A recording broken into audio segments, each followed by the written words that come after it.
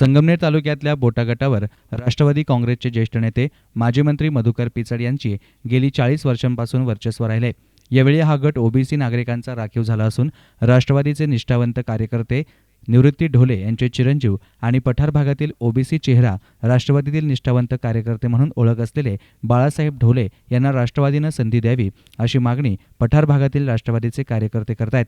तर बाळासाहेबांनी यावेळी सांगितलं की मला फक्त ओबीसी म्हणून नाही तर पठार भागात आपण केलेल्या कामामुळे राष्ट्रवादी पक्षानं संधी द्यावी।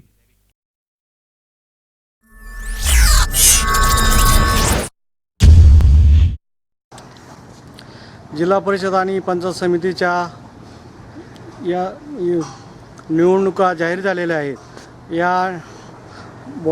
त्यामध्ये बोटा गटामध्ये ओबीसी पुरुष हे आरक्षण डिक्लेअर झालेलं आहे। या गटावरती आदरणीय माजी मंत्री मधुकररावजी पिचड साहेब आणि आमदार वैभवभाऊ पिचड यांचा प्रभाव आहे। यांच्या माध्यमातून या पठार भागामध्ये खूप मोठा असा विकास झालेला आहे आणि विकास झालेला असून ओबीसीसाठी गट हा राखीव झालेला आहे। माझे वडील कैलासवासी निवृत्तीभाऊ ढोले हे पिचड साहेबांचे अतिशय निष्ठावान कार्यकर्ते म्हणून या पठार भागामध्ये त्यांनी काम केलेलं आहे। त्यांच्यानंतर मी आज भाऊंचं आणि साहेबांचं राष्ट्रवादीचं काम करत आहे।